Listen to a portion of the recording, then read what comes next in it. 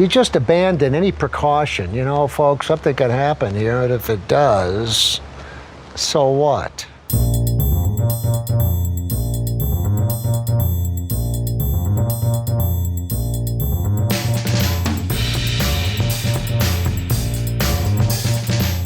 Hey friends, welcome to Nathan for Us, a Nathan for You podcast. My name is Kelly. And hi, I'm Megan. And today we're covering a very infamous episode of Nathan for You, episode 5 of season 3, Smokers Allowed. Woo! This is definitely one of my favorites. I feel like this has a lot of the classic tropes we see in a lot of episodes, with kind of like finding a loophole. You know, we have Nathan going out to recruit people to come see the show. There's a lot to get into today. A classic auditions montage. Classic auditions montage. Got some IMDb's to go over. So let's not waste too much time here. Let's talk about the 1881 Club in Pasadena, California. So we're introduced to this place, and Nathan kind of talks about the fact that a lot of places have made it very difficult to be a smoker in America because now you can only smoke outside.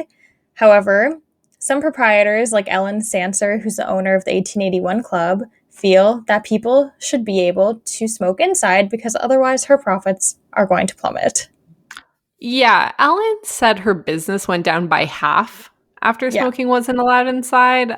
I would want to fact check that. Yeah, was she like quizzing people? Like, yeah, I don't know. Get Snopes on this one. Plus, I feel like if people are smoking, they're not drinking as much. I could be wrong. That's a good point. I've never really thought about that. I wonder if there's a correlation. I haven't done a deep dive, nor have I ever smoked. Never, cigarette. ever? Not a cigarette, no. Wow, that's kind of impressive. I don't know. I feel like and you are the same generation, but it's like everyone knows that they're not healthy. You know, I'm not judging anybody else's lifestyle, but I just have never seen the merit of it. True. So that's all to say. You can look cool. Damn! God damn it! No one told me that before. This is an anti-smoking podcast. But we are a pro-looking cool podcast. Yeah, pro-looking cool. And we're pro-smoking, not cigarettes, I guess. I don't know. Oh, spicy. We are in Canada. Yes. So such things are allowed here. Now, this is all to say that I am highly unqualified to state that my assumption is that if you had a cigarette, you would drink less because you're already like doing an activity. Your mouth is occupied. Yeah. And I feel like the smoking would make the drinks taste worse. And like smoking not better? And like smoking kind of gives you like a weird buzz. So, like, I feel like wouldn't that make you drink less because you'd be drunker faster? I don't think we are the right people to answer these questions. We needed a guest this week, clearly. Yeah. Yeah. Do you know any aggressive smokers? I don't think I know anyone who smokes cigarettes, to be honest. I mean, I know like a very small, one person. Do I? Yeah. Whisper it to me. A person that we were friends with for a long time. Were friends with? Who have we cut out of our lives? I'll tell you off mic. So I have a question for you that was posed in this episode, which is, should smokers be treated better than the rest of us because they will die young? I mean, this is a tricky territory. I would say no. But I also wonder what is the proposal? Like Nathan's saying, they should be allowed to smoke inside. They should be treated as equal, if not better, than non-smokers because they have a lower life expectancy. But other than letting people smoke inside, how would you go about treating them better? Yeah, do they just get like bumped up to first class every time they fly? Like, I'm I'm curious as well what else he would think of. Yeah, so am I for it? No. Like, I don't know what the suggestion would be as to how to treat them better. You know, if it doesn't really affect me, then it's probably fine. You could also just say, like, oh, I totally smoke. Oh I yeah. love me that cigarette. I realize now that maybe like my pinnacle of like being treated better is that you get bumped up to first class every time you take a plane, which is like a little bit sad. No, that's pretty nice. Have we discussed on the podcast when Connor got bumped up and he left me? I think vaguely, but I you can think we always might talk have. about it again because I'm on Connor's side with that. I would, if Colin couldn't come up to first class, I would leave his ass in economy. Okay, very quickly, we go to fly. No, we've totally talked about this before, but we go to fly. Connor is offered first class, and I am stuck between two middle-aged men, which is Always. It's always who you're stuck between. just a living nightmare. And I'm fine if he wants to go to first class. You know, quite frankly, if he asked me, he should take that opportunity. But the ticket guy was like, you know, the move was to let her have the ticket. And Connor's like, too late now. The real question though is like, did he take up first class perks? You know, like they offer you free drinks and stuff. Like, did he at least have 2 free drinks when he was up there? He had free drinks. He had pad thai. He had cheesecake. He had all sorts of stuff. He did Okay. bring me the cheesecake. Okay, so he at least did get like the best part of first class. Yeah, he got the nice food. He got a big seat. Yeah. There was like a little desk beside him. Ooh.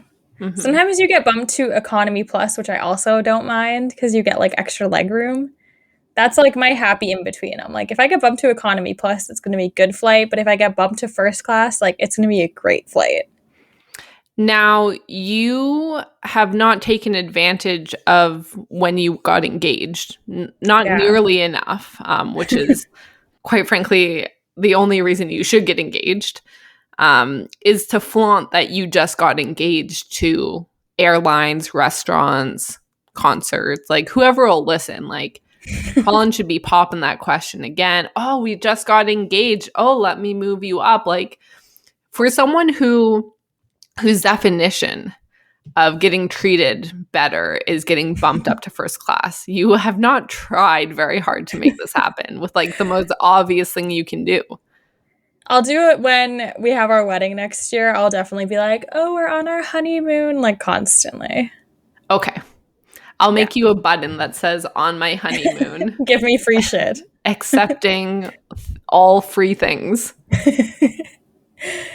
Okay, so we basically see this discussion talking about how Nathan feels that, yes, smokers should be treated better than the rest of us because they're going to die young. And I notice at this point, we do our normal little like sketch of what Nathan's proposing. And in the sketch, there's a sign behind the bar that says no hippies.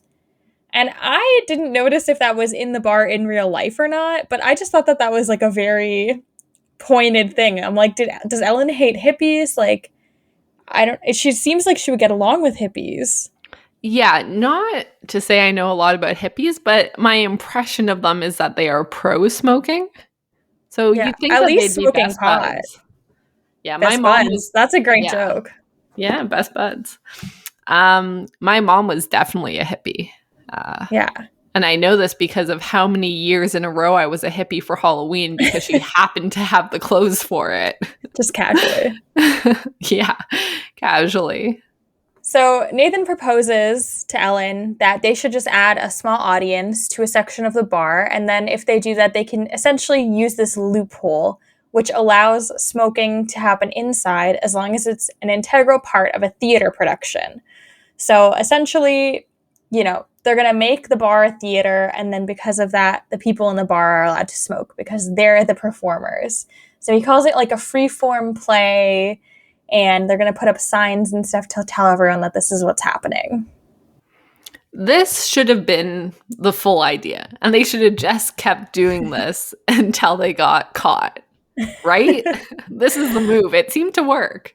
It did seem to work. And I'm just like, What were people like that excited about it? I guess people showed up, which we'll get into. Oh, yeah. Nathan was on the ground floor telling his smoking buds, blending in to the smokers crowd, hitting up other bars.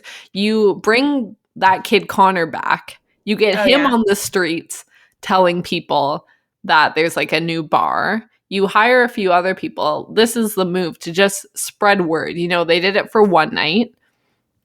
You spend a few more nights doing this exact thing. You still have the theatrical performance. You still have two different people sitting there every night. They seem to like it for whatever reason. We'll get into that. They're like, this was amazing. And I'm like, you are on camera. You have been swayed. But this was the move to just keep doing it. And if they spread word, perhaps a cop might have come in and like maybe that would have been an issue, but it seems solid by all appearances. Yeah. So when we see Nathan, he goes out and does this thing that we're very accustomed to seeing him do, where he kind of like is on the ground doing some field marketing, grabbing people on the Guerrilla street. marketing. Guerrilla marketing. He's gone wild. He's his own street team. Yeah. So he's rolling out to bars, and when he tells people like, yeah, there's this bar, you can smoke inside, people are like, oh, like what, did they find some loophole? And he says, yeah, theater law, which I'm like, I don't think this is like a full branch of law, but maybe I'm wrong. To like tilt his rimmed hat and like snap and be like, yeah, theater law. So Nathan does talk to a bunch of people, and he is kind of awkwardly smoking with them while this is going down. I wish that he like tried to smoke, like snort it through like his nose or something, like something where it's like very obvious he has not smoked and like starts coughing a bunch or something like that, or like it's a fake cigarette. That would have been good. Like one of those like candles that you can't blow out, but it's like a cigarette that cannot be lit. That would have been fun. Yeah, or there's like a little stream of smoke just coming from the end, but it's like clearly plastic or something. That would have been incredible. So he is able to get a bunch of people to come into the bar, and he kind of also realizes, okay, we're going to have to find an audience. So they recruit two women who are in the theater district by telling them to come see this exciting new play. And I just am like, how many red flags are going off when you walk into this bar and there's literally 2 seats? This is terrifying. It's called exclusive. I'd be honored. I'd be like, oh, for moi. Pour moi. I'd love it. I wonder if they got like free drinks for this too, because like, wow. No, they got to smoke inside if they wanted. I don't think these 2 women wanted to smoke. It didn't seem like it. We don't know if they asked. That's true. I also feel like we should explain to people who, if they haven't watched the episode in a bit, Nathan literally installs like those red theater curtains around this tiny like box where the 2 women are sitting so that he can come and like introduce the play, which is very funny. But obviously like nothing is blocking out the sound. So they can hear all the people in the bar doing bar stuff while they're like sitting waiting for the quote play to start. Mm-hmm. And so they watch for, what was it, 2.5 hours of just people drinking and smoking in a bar? Yeah, I think 120 minutes is what I have written down. Whew, too many minutes. And yeah. Oh no, sorry, 1 hour and 20 minutes. That's a lot more reasonable. Okay, yeah. So Nathan walks over to them. He closes the curtains and kind of announces that the play is over. And then he starts like clapping so that they follow along and start clapping as well, which was very funny. Yeah. And we hear a little bit more from the audience members. They kind of enjoyed it. You know, they're like, oh, there was nothing happening, but it was also very profound. Yeah, she says it's so funny because it's like so nothing, but in a way, incredibly profound. And I was like, it wasn't. So she says it reminded her of Sam Shepard. So I was like, well, I gotta look this up. Like, who is Sam Shepard? So apparently it's an American actor and playwright. And according to Wikipedia, he's known for writing bleak, poetic, surrealistic elements, black comedy, and rootless characters living on the outskirts of American society. Which I feel like if I were in Smokers Aloud, that's kind of offensive to be called like, oh, characters living on the outskirts of American society. They are. They're on the outskirts of the law. They are. Yes. And we know they're going to die younger, so. Oof. But yeah, if anyone wants to check out some more Sam Shepard, he has some interestingly titled plays such as Curse of the Starving Class, Cowboy Mouth, and Geography of a Horse Dreamer. Cowboy mouth? Cowboy Mouth. Whoa. Whoa. I No thought shade. you were gonna pull out the guess which one of these is fake. I should have done that. No shade. I'm sure Sam Shepard is great. Apparently he's very talented and has won lots of awards, so. It makes me wonder what category his plays are in. Yeah. Slice Like of life, the I would adult- imagine. I meant like the adult entertainment variety. Oh, I don't think they're adult entertainment. Sorry, repeat those titles and tell me they're not. Cowboy Mouth. Uh-oh, I don't want to know about that one. Google cowboy mouth and tell me what comes up. Are you telling me Geography of a Horse Dreamer sounds like adult entertainment? I don't know. Maybe if it was dolphins, as we... Oh my god. Megan and I have long discussed the human and dolphin love affairs that happen. Okay. Now, just to clarify, we saw like a trailer for a documentary that was about like a man that fell in love with a dolphin in like university, and we're like, whoa, this is super weird. We should watch this. Couldn't find it. And it's been like, what, 8 years? I didn't try to find it recently, but so we've never actually seen this film. But just thinking of the trailer is overwhelming. Like, I'm just so concerned for this man who fell in love with a dolphin. And this is like a thing. Like, it's not just this one guy. It's like a phenomena. Like, many people have said that they fell in love with a dolphin. More than him. Now, he said he had actual physical sex with a dolphin. Yes.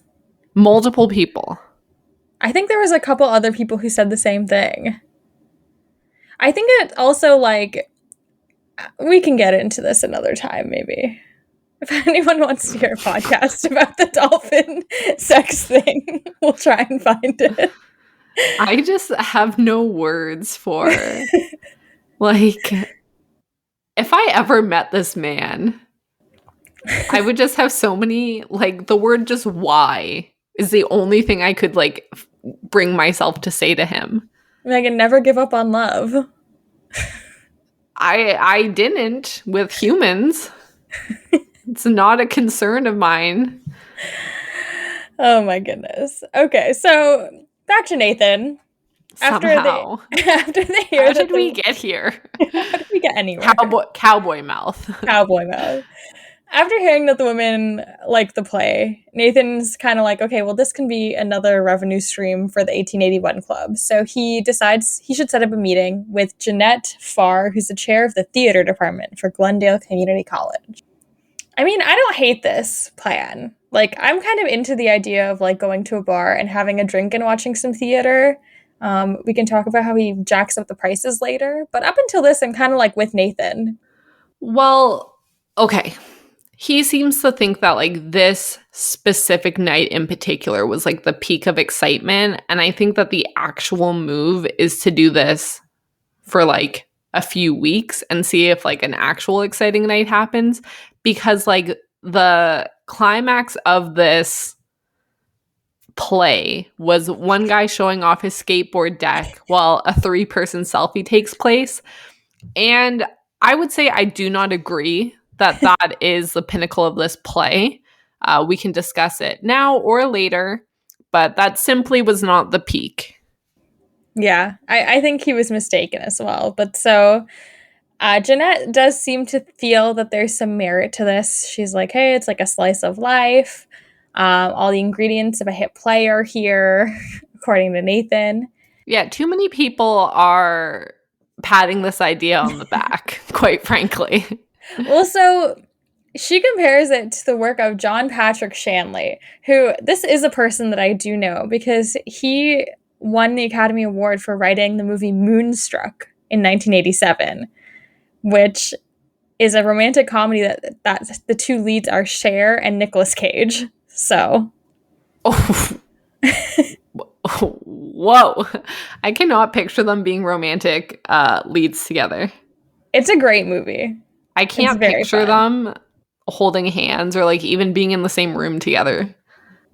I can't remember if Nicolas Cage is like her love interest, but like it's actually a very funny movie. Highly recommend Moonstruck if you have not seen it. It's 10 out of 10 film. So with this encouragement, we see that Nathan's like, all right, we're going to do this. And he's like, I need to recast everyone who was at the bar that night. So he goes out. He actually has someone transcribe the entire thing, or a team of 3 transcribers. Yeah, he has a whole actually. team that he offers apple juice to, and no one is interested at all. I think the one guy at the end took some. Oh, did he? It seemed like he was like more into it than the other 2. But yeah, so he has a team of people transcribe the play, which when we see the full play later, it is girthy. It is a large binder. Like, I feel bad for them. I hope they got paid well. And he also is like, okay, I'm going to need to cast for every single person who was there that night. So he puts up some ads, I believe probably on Craigslist, but maybe not. These actors did seem to be pretty good, actually.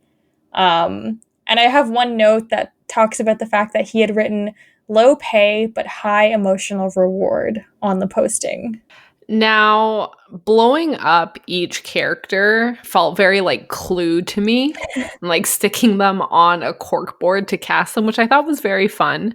We get a lovely little audition montage with people just saying like the bare minimum. Yeah. Like everyone's lines are just like very basic. It's very funny to watch people get cast. And probably the highlight was Nathan has the bartender and owner of the bar, Ellen, audition to play herself. And while he says she does a good job, he also decides to interview someone else for the position who does an excellent job reading, quite frankly. To be fair, so the actress's name is Amy. Amy does do a great job. Amy followed us on Twitter for like a hot second. Amy's kind of a big deal. I don't know if we want to talk about IMDb now or later, but Ooh, you could. I would do it now. she's in a lot of stuff. So obviously she was in this episode. She was in the movie The Nice Guys. She played a nun. She was in a bunch of random TV shows, but she was in the movie Mank, uncredited. But still, that's kind of fun. Yeah, I mean, I thought she did a very good job considering how few lines she had. She seemed to fit the part quite well. And, you know, everyone that they cast, I thought, did a perfectly fine job. Yeah. Yeah, for sure. I was impressed by these actors. I thought they were better than most of what we see, which we'll talk about Victoria after, but she actually talks a lot about the process of how this happened in real time on Twitter. She had like a really long thread about it that we can kind of share with the audience. Yeah, that sounds good. Now, I would like to discuss for a minute the actual, you know, star line of the evening. And it is Yes. actually said by Victoria. Can you guess what that line is? Is it, I love you? It is not. No. I walked right into it. It was a trap. No, and I didn't realize this the first time that I watched it, but this is transcribed from the actual people who were at the bar that night, just like living their life. And this woman dead ass says, I want to like personally give your daughter a sibling. What? Imagine if someone said that to you. I want to personally give your daughter a sibling. That's a weird way to What? phrase it. That's such a weird thing to say to another human being. I want to personally give your daughter a sibling. Like, whoa. And How do you like, personally give someone a sibling? is that a real question? No.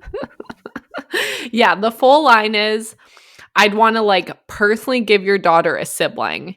Now I know she'd be like, Dad, I would love to do that for her. And then they go, I love you too. Like, this is the conversation that they were having. Like, what? That's such a weird way to say that. What the fuck? I'm so curious if that is what actually happened or if this is like a Nathan For You producer shoved this in here, but it does feel too weird to be fake. I also think if a producer was like, hey, we got to have this line in there, that would be the line that they focus on. Because they really That's true. focus on Victoria and this man having good chemistry and focused on saying, I love you and making their relationship seem authentic. But like they are currently planning on having another child together for some reason while like smoking at a bar. Oh, Lord. Yeah, these people living fast and loose. Sneaking into an indoor bar to smoke, they're like, yes. Let's have kids immediately. Yes. Yes, so then we see, of course, a scene that I'm sure any fan of Nathan For You has seen 100 memes of, where Nathan basically says, like, I want this to be like a real connection. I'm not getting that sense, so let's try and exercise. So Nathan goes and sits in on the scene with Victoria and has her repeatedly say, I love you, because, he doesn't believe her. And then finally, after, by my count, 12 times. Ah, I had 11. Yeah. 12 times, then he says, okay, that felt real. Yeah, I think she was tired of saying it because she stops him and says, you're tearing up, to be like, I think you're picking up what I'm putting down. Like you're really feeling the love I have. Yeah. So do we want to go through what Victoria has said about her time on the show? Yes, hit me. Okay, so Victoria Hogan is the actress's name, and back in 2019, essentially a still from the show was going around of that scene, and she was tagged because someone was like, wait, is that your fiance? And then some guy was like, yeah, and then Victoria was like, okay, let me tell you what happened. So based on her account, she went to an audition and read a random script on tape. It was very weird, like, hey, Betty, you want some Coca-Cola? Sure, yum, tastes good. Hey, did your mom call you back? And then she said after that, they were like, good job, you did great. And she was like, okay, I don't know what that means. And then they immediately told her that she got the part and they were going to be rehearsing for a play. So a crew was going to follow them around to capture the rehearsal. And she was told the director was shy and focused. So I don't know if we want to stop down and see, how do we feel about Nathan, shy and focused? Do we think that's a good descriptor? I think how he portrays himself during this scene was like a little shy and focused, I guess, but he did kind of jump in and want to help and participate. Yeah. So she says then essentially they gave her a script that was the size of a phone book, and they were like, can you memorize this whole thing by the next day? And she was like, sure. And then talking about the experience with Nathan itself, she was rehearsing, and then Nathan had said, for context, this is going to be like a moving piece of performance art was the description that he gave. And she said when they were doing the scene together, she's like, it didn't feel that weird. Like, I have done tons of repetition exercises because like I studied at acting school. So it's not weird to narrow down on one phrase. And she's like, at first he was giving me feedback and guidance. Then it became apparent, maybe after the fourth time or so, that that's not exactly what we were doing. She's like, honestly, we were locking eyes. I was just so focused on trying to get tonality and emotion, maybe 10 times in or so. It was just sort of trance-like. And I could tell he was getting emotional, which made me feel emotional too. She started feeling empathy for him, which appeared to be a lonely, nice person. I couldn't tell if they were acting anymore. She's like, I didn't mind our scene turned into something else. It wasn't weird for me. I was just really worried for him. And she's like, then we went back to rehearsing. So if nothing happened, on the day of the performance, he was running around trying to get everything right. He was super nice to everyone and really sweet. That's so nice to hear. Yeah. So it sounds like, because to me, when I watch the scene, it feels like she looks uncomfortable. And I was like, I feel bad for her. Like, this is a lot to have him make her keep saying this phrase over and over again with Nathan sitting there like almost crying.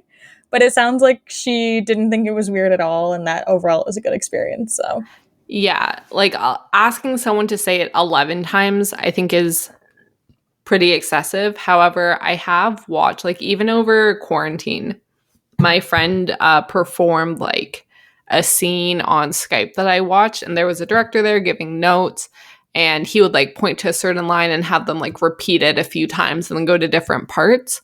So I think it is quite common. I do think it's incredibly bold to get handed that enormous like script and say, can you have this memorized by tomorrow? I don't know if I'd have the balls to say yes.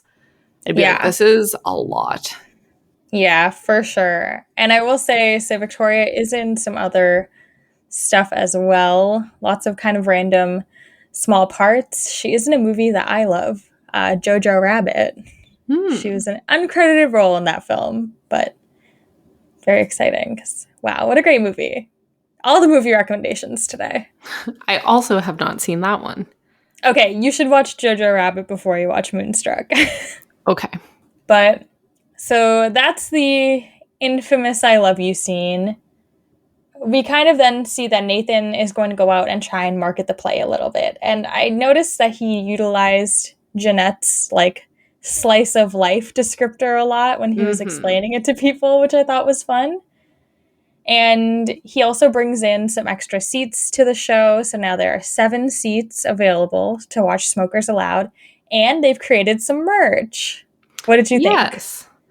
I mean, it was fine for what it was. I think it helped make the play feel alive. I'd be interested to know if anybody out there owns the merch. That's obviously some good props to own now. Yeah, I think it would be fun, and it really made it feel like an actual play. I think it was very clear that if anyone had walked in that time, like they upped the price of drinks to make it more realistic. There's now 7 seats and a big curtain. There's merch involved, there's tickets, and Nathan did mention that the audience is mostly friends and family of the actors, but still people there. This audience was a little less forgiving than the first. Yeah, they were not super stoked. I wonder also if it's because of the $27 beer and $18 wine, not as much social lubricant available, so people were really nitpicking about the play. Would you think it would be the opposite because a lot of these people know the actors? That's fair, but I mean, I could see it being really awkward if you go sit there and you think it's going to be like a whole play, and then it's like you're just watching this people at slice a bar. of life. Yeah. Yeah. Now, Nathan, or I guess on screen, the show shows half of the screen as the actual night out drinking and half of the screen as the bar play. And it shows just how perfect their timing was. They showed, when people stood up and walked around the bar, they showed the timing to be the same. The iconic man looking at his skateboard and showing it off to people while the 3-person selfie takes place happening in unison. And so it seems like they got the timing down. Whether that was actually interesting or not is, I guess, different depending on which night you went on, as it seems like the first night went over much better than the second. Yeah, I think people, the second night, were not interested in seeing it again. Yeah, maybe they just didn't get it, Yeah. Maybe they knew how fake it was because they knew the actors. Oh, yeah. It didn't feel as real. Yeah, it wasn't as profound. Yeah. So the response is not good, but Nathan tells us it's a bona fide success, of course. Yes. When the play ends, Nathan gives smoking facts and discourages smoking to the audience and to the actors in front of Ellen, which was kind of funny. And despite his thoughts that they should be treated like better citizens, he did heavily discourage smoking. Yes. We also feel the same. So, no smoking. Smokers allowed to listen, but but think about what you're doing to your body. Yes. So we then see at the end, Nathan asks Ellen what she thinks and, if she's going to continue doing the play every night. And she thinks it's very boring. And he's extremely heartbroken by this. So he does the only natural thing he can do. He brings in our friend Amy, who played Ellen. She comes in and tells him that she loved it and that they're going to keep doing it at the bar. Yeah, this was probably my favorite part of the episode. Just the stark juxtaposition of Ellen saying how much she disliked it, saying she's not going to continue it. Nathan appreciates her honesty, but then the hired actress tells Nathan how much she loves it. And he says, just mirroring back to Victoria, he's like, say that again. And she's like, I loved it. Again, I loved it. And he, basks in the glory of his successful play that the bartender absolutely loved and wants to continue. Yeah, I think my favorite part is when he's like, I know it's fake, but it's really good to hear. And then she goes, it's not fake. I loved it. I know. Oh, it's sad. Which, when he clarified with Victoria earlier that it was just acting, she said yes, it was just acting. But here we get actress Ellen telling him that it was very genuine. Yeah. And then at the end of the episode, we just see kind of an extended clip of the side-by-side of the two, the play and the quote-unquote play from the first night. And it's very impressive what they were able to do. And apparently in a day. Apparently they only had a day to work on the script, if that timing is accurate. Yeah, I guess like for most of the people, they just kind of have to sit at the bar and like there's a couple small movements that they had to do. Mm-hmm. But yeah, for the the guy doing the skateboard deck, showing it off and stuff, was certainly great that he was able to get those movements correct. Yeah, I thought that they did a great job. Is it a play that I would have liked? Probably not. But maybe I would have grabbed some merch and had an overpriced beer. Yeah. Actually, so there is a play in New York that I really want to go to that's it's called immersive theater or like interactive theater. It's called Sleep No More. And it's literally like in this weird old hotel and it's like a retelling of Macbeth.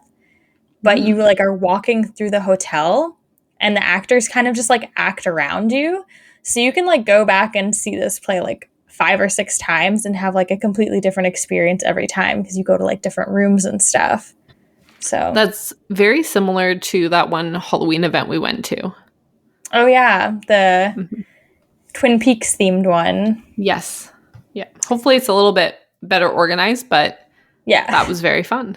I think it is because I believe they've been doing it for over 10 years now, but I think it's a little more professional than the one we went to. Megan and I went to a Twin Peaks themed, what we thought was going to be a murder mystery kind of interactive party. But first of all, we didn't really know Twin Peaks super well, which we thought would be fine because it said that you didn't need to like be super familiar with the show. I have since watched all of Twin Peaks and I'm obsessed with it. But at the time I hadn't really watched it. I don't think you had or Colin I have not seen it. So we went to this party and it was essentially like a murder had happened and you were supposed to follow around the actors and find clues and stuff, but we didn't know it was like timed. So we finally like solved the mystery at a point by like teaming up with some other people. And then when we went to go be like, we solved it, they were like, oh, we already did the last performance of like the final scene. And we had missed it by like 5 minutes or something stupid. They gave you a very short amount of time considering how, like, this bar was packed and it was like multi-level and you had to be running down to these rooms and different people in your group had different clues. And I've planned like an interactive experience like this, but like we directed people in groups like which room to go to at what time so that you knew no one missed anything. It just requires a lot of timing. And when it's Halloween and everyone like is just roaming around and you want people to be able to go grab drinks whenever they want, it's a lot more difficult. Yeah. Well, maybe someday someone will recreate Smokers Aloud as an interactive play. You can walk around and listen in on the conversations real close. You can smoke in a bar. You can smoke while you're doing it. But if anyone knows any fun interactive experiences in Toronto, definitely let us know. Yeah, we've done the one at what's it called? Black Creek Pioneer Village, right? Yep, Pioneer Village. Mm-hmm. Yeah, that one was fun. Yeah, Pioneer Village does great ones. But yeah, we would love to hear about any interactive things you've got going on. Maybe someday we'll plan one. Ooh, that would be very fun. Do you know how the bar is doing today? So I do have an update on 1881 Club, which is very interesting. And it looks like, so a couple things. I found an interview with Ellen on Reddit. Someone on the Nathan For You subreddit was able to chat with her before the episode originally premiered. And apparently that bar is the oldest bar in Pasadena, which is pretty fun. Apparently the film company reached out to Ellen and they told her that it was a series for MTV. So that's kind of funny. I'm like, imagine now telling someone that you were trying to book their bar for an MTV series. You would think it was like, I don't know. Yeah, Punked. Or what's the one that we like where you aren't allowed, or where you're trying to find your perfect match? Are You the One? Yeah, I would think it was that still, show's so good. I'd be like, yes, please come. Can I participate? She said that she didn't think she was being pranked at all during the filming. It was all like really serious, especially when she was told she didn't get a part in the play. And she said that he seemed truly devastated when she said that they weren't going to be continuing with the play. So, but that's pretty fun. And a little information on the bar now. Apparently, it is slightly different than it used to be. It used to be a dive bar / pool hall. Now it's rebranded as a craft beer bar and cocktails bar. Ooh, that sounds very up our alley. Yeah, so we might actually want to go at some point. It does look pretty different. Like the interior looks like they have maybe updated it. But there does still seem to be some sort of little stage where it looks like they had originally set up the Smokers Allowed audience. They should definitely sell the Smokers Allowed merch at this bar. Yeah, and it looks like, so maybe it got sold around like 2019, it looks like. But they're still open. But they are still open under new ownership. Hopefully Ellen's just, chilling.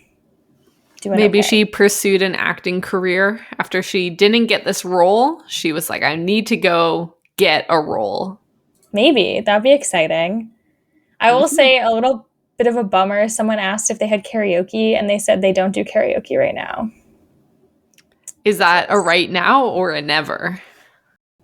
It seems like a never. They have like live music a lot, an Irish singer, a lively reggae band, and a jazz combo. But there you go. That's 1881 Club. Sounds like if you're into craft beer and cocktails, might be a fun place to go check out. And let us know if they still sell the merch. Try to smoke inside the bar and see what happens. Oh my, maybe don't. So mean. The poor new owners.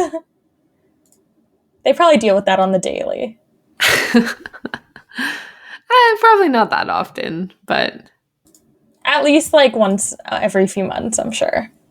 Yeah. What if there's a Nathan For You fan? What if the owners are a big Nathan For You fan and they like just smile every time it happens? They're like, all right, you can take a picture to make it look like you smoked in the bar. How's that? They should set up a little photo booth area. Yeah. Tell a stranger you love them. Yeah. Wow. We should open a Nathan For You themed bar here. Oh my God. That'd be so fun and very Canadian. It'd be very weird. You must come dressed as Corey, the hero. Yeah. We'll set up an antique shop next door so that people can get drunk and go buy antiques. But there'll be free pizza. Yeah. We'll have a magic show. Of course. Oh, man. I wonder if anyone would come. Would it just be us? It would just be us, but that's okay. Maybe Nathan would come. If we like legitimately opened it, called it the bar for you. It was full of like Nathan references.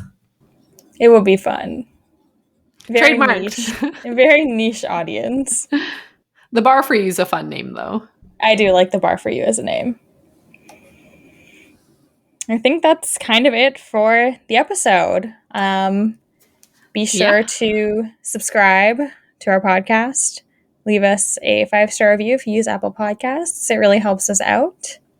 Yes, if you don't like us, don't review us, but you can send us a cheeky message instead. You know, it'll cut a little deeper for us anyway. And then we'll promptly delete it and cry. Hang it on my wall in the pursuit to do better. Oh no. I'll be like, I let this person down. We'll just hire an actor who looks like the profile to send us a nice message that's like, I love your podcast. You guys are great. Oh.